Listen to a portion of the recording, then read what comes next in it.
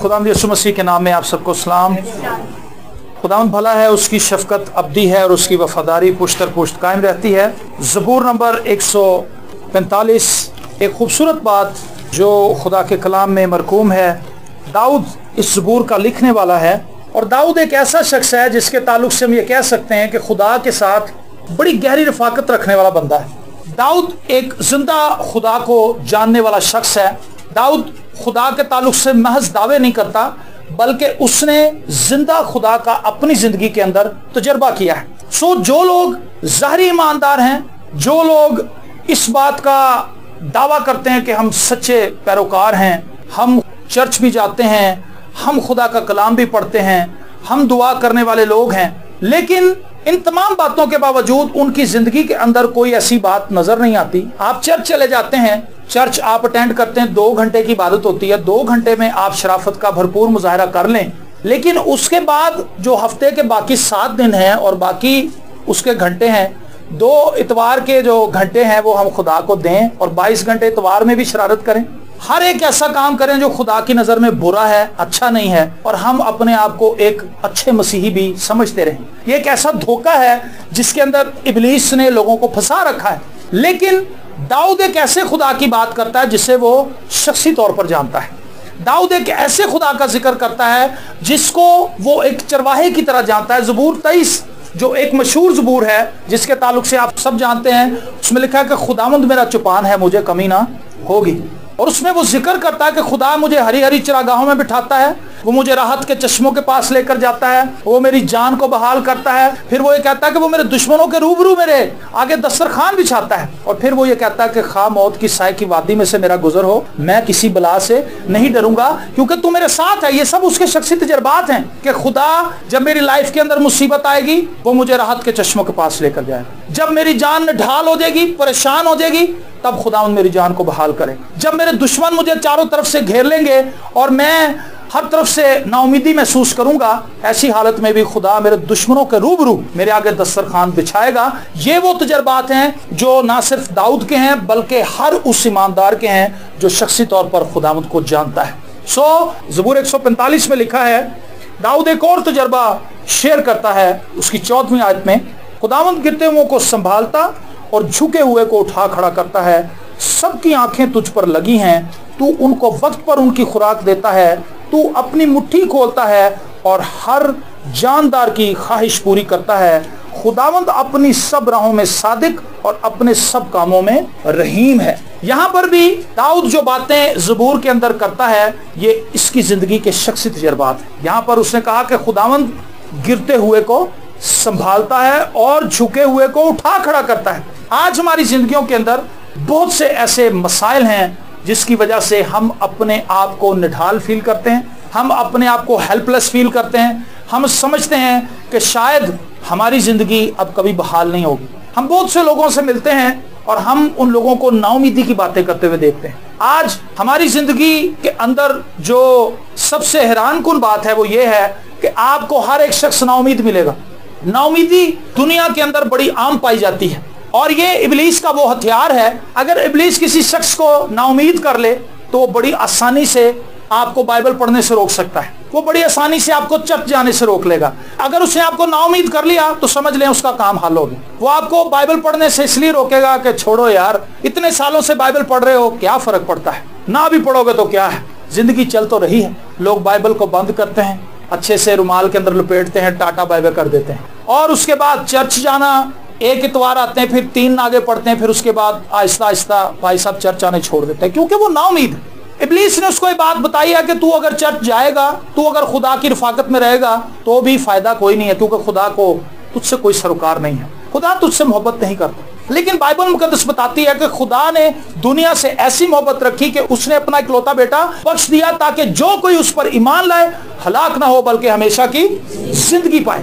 یوحنا اپنی انجیل میں خدا کی محبت کا ایک بہترین ثبوت دیتا ہے، اور بہترین ثبوت یہ دیتا ہے کہ اگر خدا اپنے بیٹے کو ہی میرے لیے اور آپ کے لیے بخش سکتا ہے، اور ایسی حالت میں جب میں اور آپ گناہ گار تھے، تو پھر خدا کس طرح سے بے وفا ہو سکتا ہے؟ کیا خدا کو آپ کی کیئر نہیں ہے؟ اس آیت کو پڑھنے کے بعد میں نہیں سمجھتا کوئی شخص سے کہہ سکتا کہ خدا میری فکر نہیں کرتا، خدا مجھ سے پیار نہیں کرتا، کیونکہ خدا نے اس وقت مجھ سے اور آپ سے پیار کیا جب ہم نفرت کے لائق تھے، ہم گناہ کی زندگی میں گرے ہوئے تھے، گناہوں میں مردہ تھے، ہم خدا سے ناواقف تھے، لیکن خدا نے ہمیں اس طرح سے بچایا کہ اس نے اپنے اکلوتے بیٹے کو بھیج دیا تاکہ ہم اس کو قبول کرنے کے بعد نا امید نہ رہیں، بلکہ گناہوں کی قید سے آزادی پا کر ہمیشہ کی زندگی کو حاصل کرنا۔ تو ابلیس اگر آپ سے مخاطب ہو اور وہ کہے کہ یار خدا تینوں پیار نہیں کرتا، تو اسی طرح بیمار ہی رہے گی، تو اسی طرح پریشان حال ہی رہے گی، تو ڈاکٹر کول بھی گئی ہیں، تو پاسٹر کول بھی دعا کرا لی ہے، تو فلانے چرچ بھی گئی، تو اوتھے بھی گئی، تو اوتھے بھی موم بتی بالی، تو اوتھے بھی چادر چڑھی، کچھ نہیں بنے، خدا تجھے پیار نہیں کرتا۔ یاد رکھیں خدا کو موم بتیوں کی ضرورت نہیں ہے، خدا کو چادروں کی بھی ضرورت نہیں ہے، خدا کے پاس آئیں اور اس بات کا اقرار کریں اپنے ایمان کا۔ جب خدا ہماری گناہ کی حالت میں بہترین قربانی پیش کر سکتا ہے تو ہم اپنی نا امیدی کے اندر خدا پر ایمان کیوں نہیں رکھ سکتے؟ یہ پاسبل ہے۔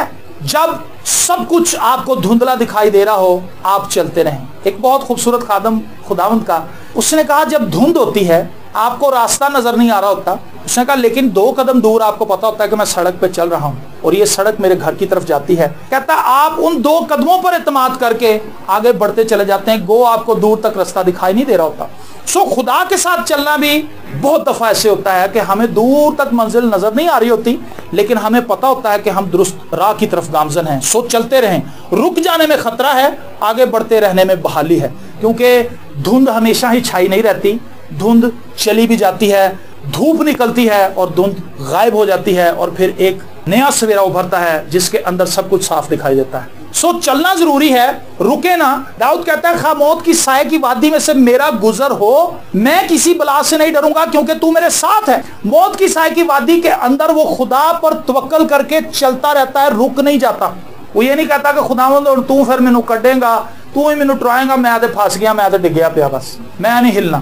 وہ چلتا رہتا ہے، وہ پرستش کرنی بند نہیں کرتا، وہ چرچ جانا بند نہیں کرتا، اس کے حالات چاہے خراب بھی ہو، جاب چاہے چھوٹ بھی جائے تو بھی وہ چرچ آتا ہے، اس کی پریشانی چاہے کتنی بھی ہو، چاہے اسے بخار چڑھا ہو، اسے بیماری نے دبوچ لیا ہو، تو بھی وہ خدا کی پرستش کرنے سے نہیں ٹلتا، ساز بجاتا ہے، خدا کی عبادت کرتا ہے، فجر کے ویلے اٹھتا ہے، خدا کی تمجید کرتا ہے، حمد کے گیت گاتا ہے، زبور گاتا ہے، خدا کی ستائش کرتا ہے۔ یہ مسیحی طور پر چلنا ہے۔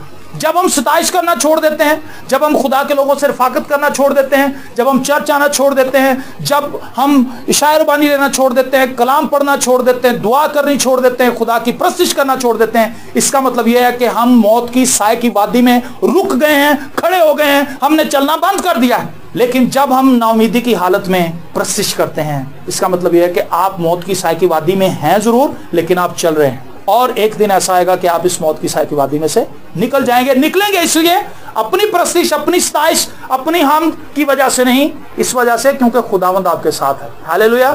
وہ آپ کو گرنے نہیں دے گا، وہ آپ کو مرنے نہیں دے گا، وہ آپ کو پریشان نہیں ہونے دے گا، وہ آپ کو تباہ نہیں ہونے دے گا، بلکہ وہ آپ کے ساتھ ساتھ رہے گا اور وہ آپ کو اس موت کی سائے کی وادی میں سے نکال لے گا۔ یہاں بھی داؤد کہتا ہے کہ خداوند گرتے ہوں کو سنبھالتا ہے۔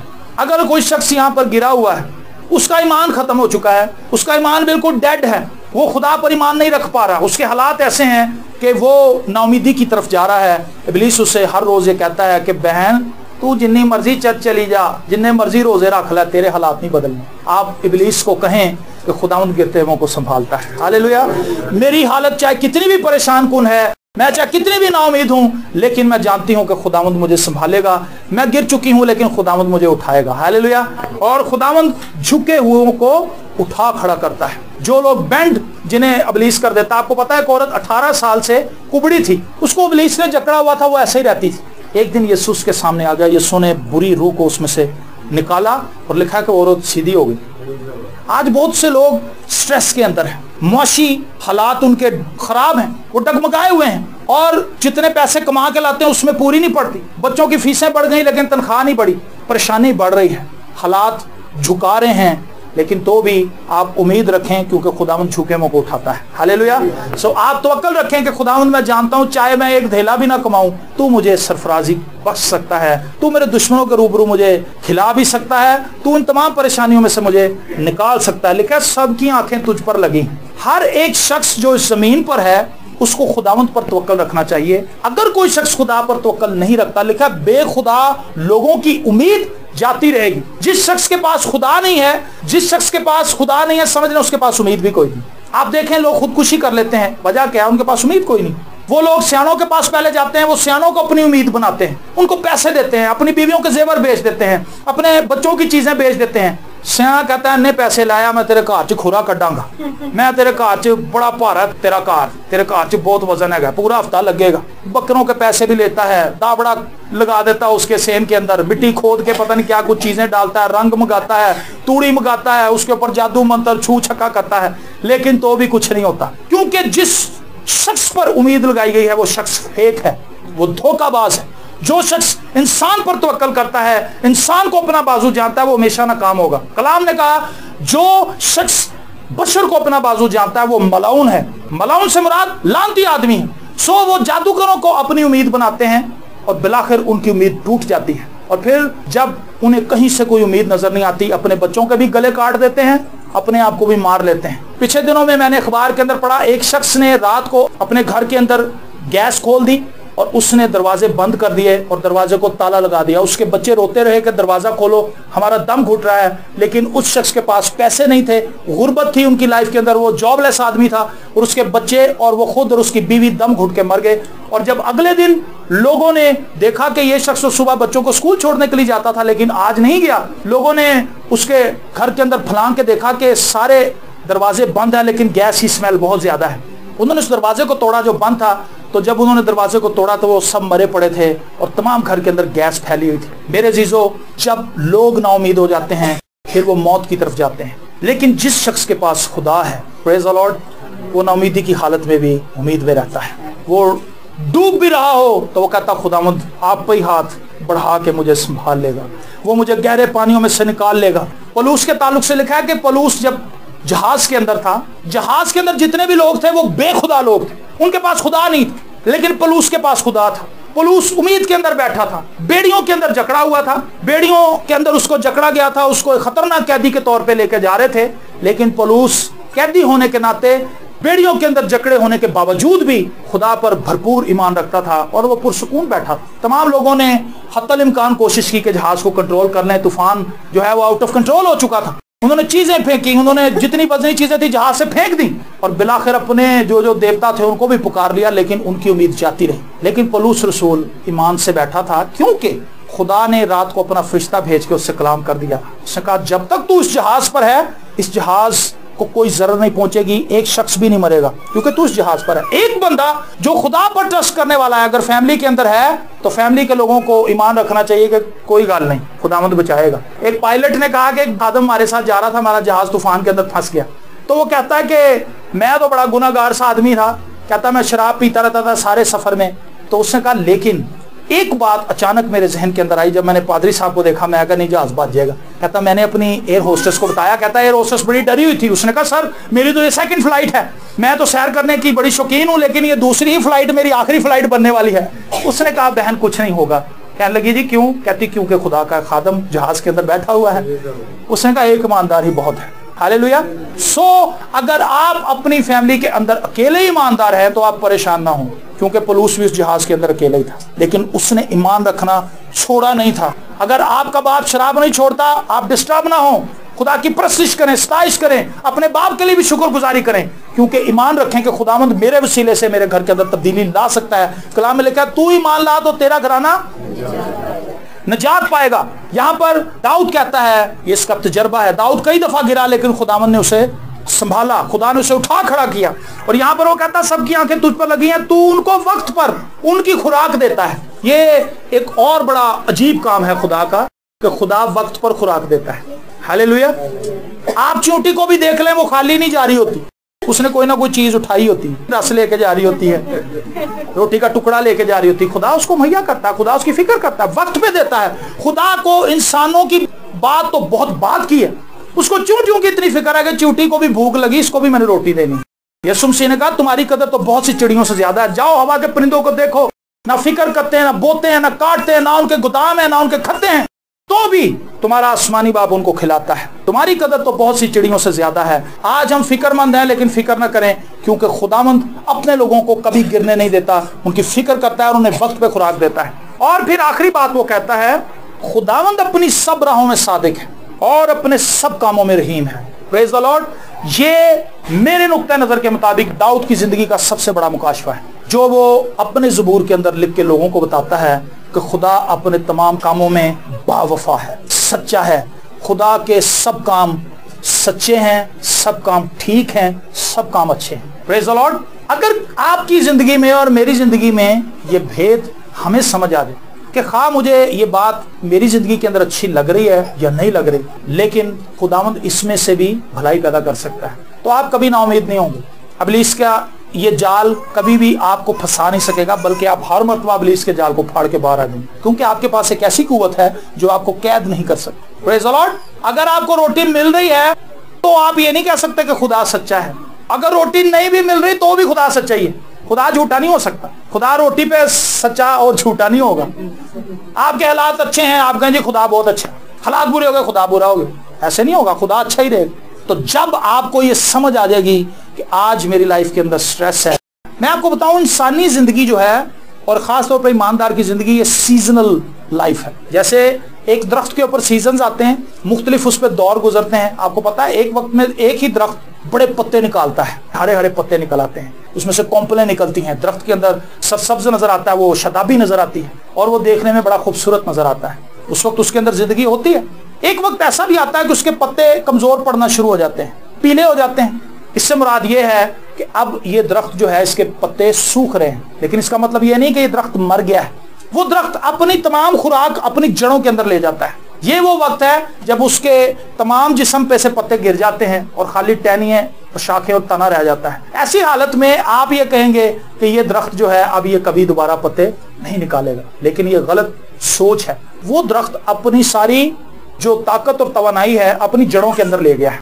اس سیزن کے اندر ماہرین بتاتے ہیں کہ درخت اپنی جڑیں زمین کے اندر گہری کرتا ہے، ٹھیک ہے جی، بظاہر اوپر سے کھوکھلا نظر آتا ہے، ٹونڈ منڈ ہو جاتا ہے، لیکن نیچے وہ اپنی گہرائی اور گہرا کرتا چلا جاتا ہے، ڈیپ پانی کے اندر چلا جاتا ہے۔ جتنی وہ گہری زمین کے اندر جڑیں لے کے جائے گا اس کو اور معدنیات ملیں گی، وہاں سے اور توانائی حاصل کرے گا اور پانی لے گا۔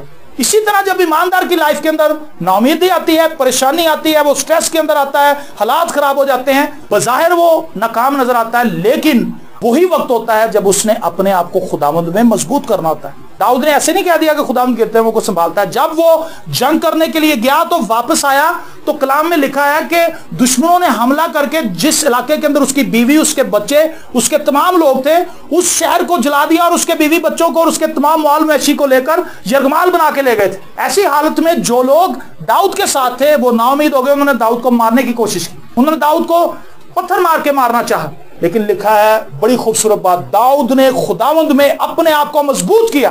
پریز دی لارڈ۔ دو باتیں ہیں جب آپ کی لائف میں نا امیدی آئے گی، یا تو آپ خدا کو چھوڑ دیں یا خدا کو پکڑ لیں۔ 80% 90% ہم نے دیکھا لوگ خدا کو چھوڑ دیتے ہیں، لیکن 10% جو لوگ خدا کو پکڑی رکھتے ہیں وہ بحال کیے جاتے ہیں۔ ہیلیلویا۔ وہی درخت جو کھوکھلا ہو جاتا ہے، نظر آتا ہے اس کے پتے کوئی نہیں ہے، جب بہار کا موسم آتا ہے تو پتے نکالتا ہے، پہلے سے بھی زیادہ سرسبز و شاداب ہو جاتا ہے۔ لوگ کہتے ہیں یار پھر پتے آ گئے ہیں۔ ایماندار کی زندگی بھی ایسی، سردیاں بھی آئیں گی، آپ پہ پھل بھی لگے گا، ایک وقت آئے گا پھل بھی جھڑ جائے گا، ایک وقت آئے گا پتے کمزور پڑ جائیں گے، ایک وقت میں پتے غائب بھی ہو جائیں گے، لیکن پھر پتے نکلیں گے۔ پریز دی لارڈ۔ یہ سرکل ہے۔ سو جب آپ کی لائف میں اچھا وقت آئے تو مسخرے نہ بن جائیں، شوخے نہ ہو جائیں۔ لکھا ہے تو اتنا ہی دے کہ میں بس تیری تمجید کرتا ہوں، اتنا نہ دے دیں کہ کھا کے تیرے نام کی تکفیر کروں گے، خدا کون ہے؟ وہ یہ دعا کرتا ہے۔ دیکھیں آپ نے کبھی اتنی دعا کی ہے کہ خداوند مینوں این نہیں دیں کہ میں روز تیرے کو لا جایا کرا؟ ہم اتنا مانگتے ہیں خدا سے کہ خداوند مینوں اینا دے دے کہ بس پھر مینوں آن تیرے کو لانے نہ۔ ایسا ہی ہے۔ وہ دعا کیا کرتا ہے؟ وہ کہتا ہے خداوند اتنا کم بھی نہ دے کہ میں چوریاں کرتا پھروں، لیکن اتنا زیادہ بھی نہ دے دے کہ میں تجھے بھول ہی جاؤں۔ وہ کہتا ہے مجھے لمیٹڈ رکھ، بس تیرے ساتھ ساتھ رہوں۔ اے ہمارے باپ تو جو آسمان پر ہے، اس کے اندر ہم یہ دعا کرتے ہیں کہ ہماری روز کی روٹی آج ہمیں دے۔ تو اس سے مراد یہ ہے کہ خدا یہ کہتا ہے کہ ہم توکل کریں کہ میں آج کا خدا ہوں، میں تمہاری آج کی ساری ضرورتوں کو پورا کر سکتا ہوں، لیکن اسی کہنا خداوند ایک مہینہ پہلے دا آٹا سوٹ دے، اگے پتہ نہیں کہ آٹا مہنگا نہ ہو جائے. ہم توکل نہیں کر پاتے. خدا کہتا ہے آج کے لیے آج ہی کا دکھ کافی ہے، کل کا دن جو ہے وہ اپنے لیے خود ہی فکر کرے گا. یہ اس کا کام ہے، دن کا کام ہے فکر کرنا. لو بتاؤ، میرا اور آپ کا کام نہیں ہے، دن کا کام ہے. منگل بدھ جمعرات فکر کریں، ہم کیوں کریں؟ کیونکہ ہم خدا کے لوگ ہیں. ہاللیلویہ. خدا گرتے ہوئوں کو سنبھالتا ہے. داؤد کہتا ہے سب کی نظریں تیری طرف لگی ہیں، تو مٹھی کھولتا ہے تو ان کو سیر کرتا ہے. اور پھر وہ کہتا ہے خدا اپنے تمام کاموں میں سچا ہے، وہ رحیم ہے، وہ مہربان ہے، وہ صادق ہے، وہ صادق القول ہے. سو جو لوگ اس پر توکل کرتے ہیں یاد رکھیں ان کے بیڑے ہمیشہ پار ہوتے ہیں. آپ چاہے رہے ہوئے معلوم ہوں لیکن آپ بڑے خاص لوگ ہیں کیونکہ آپ خداوند پر توکل کرتے ہیں. آپ چلتے رہیں، آپ چلتے رہیں. اس زمین پر چونکہ آپ دشمن کی ٹیریٹری کے اندر ہیں، اس جہان کا خدا آپ کو پریشان کرے گا، وہ آپ کو نا امید کرے گا کہ کسی طرح آپ خداوند کی بندگی کرنا چھوڑ دیں. لیکن جو لوگ خداوند کی بندگی کرتے رہتے ہیں، کلام میں لکھا ہے کہ خدا دشمنوں کے روبرو دسترخوان بچھانے کا عادی ہے. میں یہ کہتا ہوں اس کی فطرت میں یہ چیز شامل ہے کہ جو چیز کسی سے نہ ہو وہ کرتا ہے. ہاللیلویہ. سو آپ ایمان میں بھر جائیں، مضبوط ہو جائیں، خداوند کی شکر گزاری کریں. آپ کے حالات کیسے بھی ہیں آپ خداوند کے پاس آئیں، نا امید نہ ہوں، خدا سے نہ بھاگیں، خدا کی طرف بھاگیں. اس بات پہ اس کو ختم کرنا چاہتا ہوں، خدا سے نہ بھاگیں، خدا کی طرف بھاگیں تو آپ کے حالات بہتر ہو جائیں گے. آپ کے حالات ویسے نہیں رہیں گے. حالات ویسے بھی ہوں گے تو آپ خوش ہوں گے، آپ ہنسیں گے. آپ لوگ کہیں گے یار انہوں کی تو پریشانی ہے نہیں ہے کار سے، لیکن خوش ہے، شادمان ہے. آپ کہیں گے سب خیریت ہے. ہاللیلویہ. خیریت اس لیے ہے کیونکہ خداوند میرا چپان ہے، مجھے کسی بات کی کمی نہیں ہے. God bless you all.